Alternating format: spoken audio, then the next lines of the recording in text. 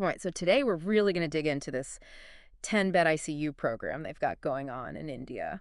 You sent over a ton of info on this, so, well, we've got our work cut out for us. Let's see if we can figure out what this thing is all about, backstory, the impact, all of it. Yeah, and you know what's wild is this whole thing, it came out of like a crazy intense situation. Yeah. Back in April 2021, India's second COVID wave, they had like, I'm talking 7 million cases a month. 7 million. Yeah, wow. I mean, now that you mention it, that was a pretty scary time just seeing that on the Oh, it news. was. It was a big deal. And that's really where 10-bed ICU got its start. Like they kicked it off just beforehand, March 2021, right as that wave was building, Yeah. because there just weren't enough ICUs, especially out in the rural areas, which were already stretched thin. So it was a real we got to do something now kind of moment. Exactly. And they went all in with this five-pronged approach, Yeah. which I think is what makes this program so interesting. 5 prongs, huh? All right, you got me hooked. Lay it on me. Okay, so first you got to understand this 10-bed ICU thing, it's a public-private partnership. They're working within existing government hospitals, which makes sense. Those are often the only option in more rural communities. And we're talking 9 states in India. 9. Wow, 9 states. Talk about ambitious. So how do they even begin to do that? Well, first things first, you need the right tools, right? So they focused on providing state-of-the-art equipment. Like, we're talking ventilators, defibrillators, infusion pumps, patient monitors, the works, anything a modern ICU would need. But here's the kicker. They include a 3-year warranty on all of it. Oh, wow. See, that's huge. Because what good is giving someone a new MRI machine if it breaks down in a year, right? Exactly. They're thinking long term. This isn't a Band-Aid solution, but equipment's just the start. Second prong technology, this is where things get really interesting. They developed this software platform called Carry. Award-winning, by the way. It's like the brains of the whole operation. Yeah. I actually took a look at some of the diagrams for this care platform, and it's really remarkable how comprehensive it is. It's electronic medical records, pandemic management. They've even got tele-ICU built right in. It's true, and that's what's so cool about it. It connects everyone, patients, facilities, healthcare providers, all on the same system. And it's all in real time, so everyone's working with the most up-to-date info. So theoretically, you could have a doctor in Mumbai looking at the same information as a nurse in a rural clinic hundreds of miles away. That's the idea. It's like having everyone under one roof, even if they're miles apart. That's amazing. Okay, that makes a lot of sense. So we've got the physical ICUs, the equipment, and this really incredible software. What's a third prong? Right, so the third prong is where we really start to see this vision come together. This is tele-ICU. Remember how we were talking about the lack of specialists in rural areas? Yeah. This is how they're tackling that. They use this hub-and-spoke model where you've got specialists at these big medical colleges, the hubs, and they're connected to the more remote 10-bed ICU hospitals. Those are the spokes. So it's like they're creating this network of medical expertise emanating from these urban centers. Exactly. And the Mysore cluster in Karnataka is a perfect example. They've got KR Hospital, which is part of Mysore Medical College, and that's a hub providing specialized care to a bunch of smaller hospitals in the surrounding areas. I'm guessing that requires a pretty serious tech setup on both ends. Oh, absolutely. And they've really gone all out. So at the spokes, the rural 10-bed ICU sites, they've got high-resolution cameras, laptops, workstations, even software that pulls all the data from different patient monitors into one place. And then at the hubs, they've got these large 4K TVs, more workstations, printers, even backup power. They've really thought of everything they'd need to effectively monitor and interact with these remote ICUs. So it's not just a video call. It's like being right there in the room. Yep, that's the goal. And they've really gone the extra mile to make it happen. Of course, even with the best technology in the world, it's only as good as the people using it, right? Right. So I'm going to guess prong number 4 is training. Bingo. And they haven't skipped on it. They offer basic and advanced life support training, plus instruction on how to use all the equipment and the Carry software naturally. Well, yeah, you can give someone the most advanced medical tools in the world, but they're useless if you don't know how to use them. Exactly. And they've even incorporated AI into the mix, which is really cool. They developed this AI tool called the Ayushman Nurse AI tool to specifically help nurses with their training and development. Hold on, an AI tool for nurses? What does that even look like? It's pretty neat, actually. It brings together all these different things: reference texts, AI-generated answers based on the latest medical knowledge, and even a panel of expert reviewers, all to provide these nurses with really personalized training and support. It's like they can literally ask the AI a question and get feedback in real time. That's so much better than just handing someone a textbook and saying good luck. It sounds like they're really committed to making sure that people using this technology are well equipped to do so. Okay, so I've got the equipment, the technology, tele-ICU, the training. What's the fifth and final prong? The fifth prong is really what I think makes this whole thing sustainable. Community participation. They work with local communities to create these groups called Rogi Kalyan Samitis, RKS for short. RKS. I feel like I've heard that before, but I'm blanking a little. Basically, they're like these community-led committees that act as a bridge between the 10-bed ACU project and the communities they're serving. They do a little bit of everything: fundraising, patient advocacy, making sure the quality of care stays high. So it's not just a matter of showing up with fancy technology. It's about making sure the community has ownership of it. That's exactly it. They really get that for this type of program to work long-term, it needs that buy-in from the ground up. I love that. It's a very holistic approach. You can tell a lot of thought went into this. But before we move on, can we circle back to the CARE platform for a second? Because I feel like we've only scratched the surface of what it can do. Oh, definitely. There's a lot to unpack there. So we talked about how it connects everyone, how it provides real-time information, but like, what kind of information are we talking about? Get into the weeds a little. Okay, so for one thing, it gives healthcare workers this really comprehensive overview of all their patients. Like, for a given hospital or even across the entire state, they can track each patient's status, see who needs immediate attention. It's all right there. Wow, that's got to be crucial, especially for prioritizing care, especially in an emergency. For sure. And if you look at a sample patient record, you can really see how detailed it is. Demographics, vital signs, medical history, what medications they're on, allergies, diagnoses. It paints this incredibly detailed picture of a patient's medical journey. So no more digging through file cabinets trying to track down paper records. Nope. It's all digital, accessible, and organized. And don't forget about those high-resolution cameras we were talking about earlier. The fact that you can visually assess a patient remotely, like even zoom in on their face or specific monitors, that's huge for specialists trying to give care from a distance. Absolutely. And here's the thing. CARE isn't just some glorified database or communication tool. It's intelligent.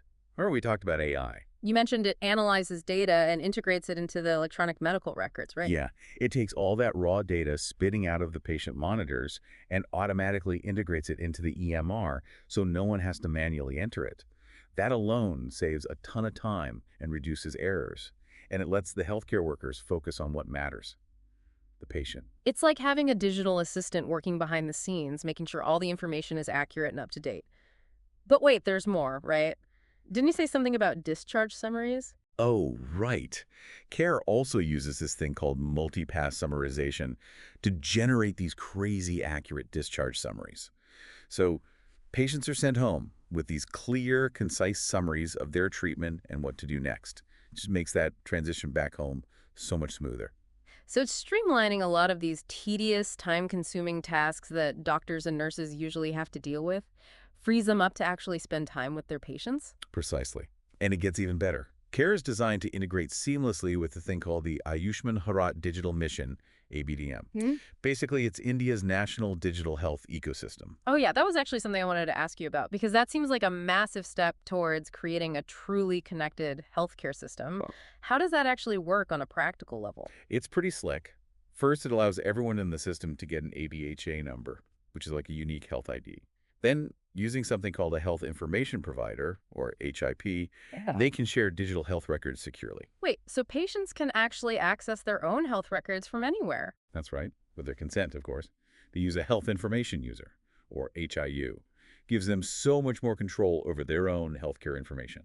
That's amazing. Gives patients the power to be active participants in their own healthcare. What about insurance? Because I know that can be a huge barrier to access. For sure. And that's another thing the ABDM integration helps with. Streamlines the whole health insurance claim process using a health claims exchange, or HCX. So instead of dealing with a mountain of paperwork, they can just submit everything electronically. Exactly. Less paperwork, fewer delays. The whole process is just so much more efficient. It's starting to sound like the healthcare system of the future. It's definitely a step in the right direction, and the National Health Authority seems to agree. They've officially certified the CARE platform in 6 of the project states. 6 states have signed off on it. That's huge. Which ones are we talking about? Let's see. So far, it's Sikkim, Karnataka, Assam, Manipur, Meghalaya, and Nagaland. Wow. So they're meeting, maybe even exceeding, national standards for data security and interoperability, which, let's be real, when you're dealing with sensitive medical information, that's a must. Absolutely. It really speaks to how much effort they've put into building a truly trustworthy system. Okay, so we've got this amazing technology, this really ambitious vision. It's getting official recognition. But what does it all mean on the ground? What's the actual impact been like so far? Well, that's the million-dollar question, isn't it? And the results, they speak for themselves. They've already set up 206 10-bed ICUs and 14 tele-ICU hubs across 9 states. 206. Wow. Okay, that's way more than I was picturing. Any chance you know the breakdown by state? Let me see. Assam has 37 units, System's got 5, Nagaland 12, Manipur 16, Meghalaya 14, Puducherry 5, Karnataka 43, Andhra Pradesh 36, and Telangana has 40. Those are some impressive numbers. But numbers only tell part of the story. What does this actually look like for the people this was designed to help? That's right. It's about more than just statistics. Remember the whole shortage of specialists thing, especially at those smaller hospitals. Yeah, the Toluca hospitals, right. Actually, what does Toluca even mean? Oh, good question. They're basically these smaller, often rural hospitals that act as the first point of contact for a lot of folks. Might not have all the specialized equipment or personnel of a larger hospital. So the tele-ICU part is bridging that gap, connecting these Toluca hospitals with specialists at those bigger centers. Exactly. And we're not just talking about hypothetical benefits here. Like, there are real doctors, real people who've shared just how transformative this program has been. Like Dr. Bino Ningthujam, who's a senior specialist at Bishnupur District Hospital in Manipur. He's talked about how much the 10-bed ICU training has helped him and his staff. And Dr. Ayushi Tandon, she's a professor at Mahindra University. She's been super vocal about the positive impact on patient care. Yeah, it's those personal stories that really bring it all home. It's not just about the technology or the numbers. It's about people's lives being saved, being improved. 100%. And that's what makes this so inspiring to me. They saw a really complex problem, a lack of access to critical care, and came up with a solution that's not just effective, but compassionate. It makes you wonder if this could be a model for other parts of the world dealing with similar issues. Lack of healthcare access isn't unique to India. Such a good question, and one we should definitely dive into more. Hmm. There's huge potential here to transform healthcare in India and beyond. But before we go global, I think it's worth looking at some of the more remarkable parts of this program. Yes, let's do that. Because the more we learn about 10-bed ICU, the more impressed I am. It really is incredible when you think about it, right? It's not just about, treating the patients. It sets off this ripple effect. Right, because when people have access to healthcare, good healthcare, it's not just them, it's their families, their communities. It affects everything, even like their ability to just earn a living. Absolutely. It's a huge driver for social change, Yeah. you know? Yeah, for sure. And the fact that they're combining that with like all this cutting edge technology and AI, it feels like we're seeing the future of healthcare being invented right in front of us. It really is incredible what they've accomplished in such a short time. But got to remember, technology is just a tool at the end of the day, right? Mm. The real story here, the real heroes are those healthcare workers, the doctors, the nurses, the support staff, everyone making this actually happen. 100%. And that brings us back to something we talked about earlier, community participation. Because you can't just like show up with a truckload of gadgets and expect things to change, right? The Yeah. community needs to own it. Exactly. And that's where those RKS committees, those Rogi Kalyan Samithas, they really come in. They're the ones making sure that 10-bed ICU isn't just some temporary fix. They want it to really serve the community for the long haul. I was reading how involved they are too, these RKS groups. Like they're raising funds, advocating for patients, even making sure the quality of care is up to snuff. Talk about community engagement. It's true, and it's a huge part of why this whole thing actually works, because it's not just a government thing or just a private sector thing. It's both, plus the community, everyone working together. Well, and speaking of working together, it's worth pointing out that this whole 10-bed ICU thing wouldn't even exist without a ton of different groups all pulling in the same direction. Right. You've got government agencies, NGOs, tech companies, philanthropists, even international organizations are involved. Mm-hmm. It really shows you what's possible when people collaborate. Yeah, it's like a global effort with a really localized impact, which I think is what makes this program so cool. It's collaboration, it's innovation, it's about giving power back to the community, all Yeah. rolled into one. And the best part, They're not keeping it a secret. They made their whole software platform, that care platform we were talking about, they made it open source. So other countries can use it, adapt it, use their tech to improve healthcare in their own communities. Now that's what I call leadership. They're not hoarding the knowledge, they're sharing it. Okay, so we've covered a lot here. We talked about the 5 core elements of 10-bed ICU, the equipment, the technology, the tele-ICU, the training, and of course that community involvement. We dug into the care platform, how it connects everything, how it fits into India's larger digital health strategy. And we've seen how big this thing has gotten. Hundreds of ICUs, multiple states, countless lives impacted. Plus, we heard from doctors on the ground about how it's all playing out, saving lives, changing how healthcare happens in India. Definitely gotten a sense of the positive here, and not just for India, but it wouldn't be a real deep dive if we didn't, flip the coin over, right? Look at both sides. Every project has its hiccups. What are some of the challenges 10-bed ICU has come up against? That's a great point. I mean, just logistically, coordinating something this massive across 9 states, each with their own healthcare systems and infrastructure issues, it's a huge undertaking. Yeah, I bet. And even within those states, making sure that everyone, even in remote villages, can actually get to these resources, that can't be easy. It's one thing to build an ICU, it's another to make sure people can actually use it. And that's a big one. Bridging the digital divide. You got to have reliable internet access, people who know how to use and fix the tech. Those are all ongoing challenges for sure. And then there's the human element too, right? Like Yeah. even with the best tech, the best training, it takes time to build trust, especially in communities who might have had not so great experiences with the healthcare system in the past. Absolutely.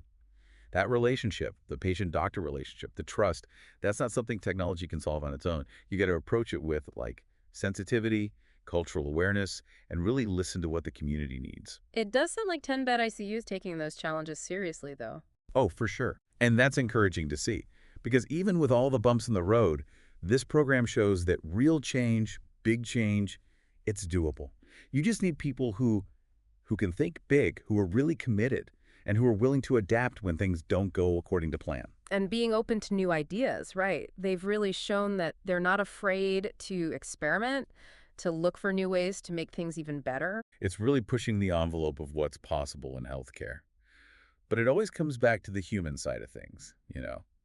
Technology is cool, but it's all about helping people at the end of the day. Couldn't agree more. And that's what's so powerful about this 10-bed ICU thing. They could have just been like, look at our fancy tech. Yeah. But they never lost sight of the people this was meant to help, making sure people have access to the care they need no matter where they live. Right, it's about empowering those communities too. Ah. They're not just receiving help, they're part of the solution. It's like a whole new way of approaching these kinds of problems. Like, even with the challenge as big as a critical care shortage, you can still come up with something that works. And the coolest part is they're sharing it with the world. Open source platform. It shows you how committed they are to improving global health, not just in India. Definitely. It's like this understanding that we're all in this together. That's how real, lasting change happens. 100%. So as we wrap this up, it's good to just take a second and reflect on what we've learned. We started with this 10-bed ICU program, learned where it came from, what kind of impact it's having, how it all works. We dove into the tech, the training, those community partnerships, all the ingredients that make this program so special. And we talked about their challenges too, the things they've learned along the way. We really went deep on this one. From the tiniest details to the big picture stuff, how can healthcare change for the better, not just in India, but everywhere? We've given you all the pieces, now it's up to you. Right. What did you connect with? What can you take away from this, use in your own life? Maybe it's about finding ways to collaborate more, to be more innovative, to help lift each other up. Maybe it's about staying curious, staying engaged. Whatever you do, hopefully this got you thinking, maybe even inspired you to go out and make a difference in your own way. Because, at its heart, 10-bed ICU is a story about what's possible. When people come together with compassion, with creativity, we can build a better world for everyone.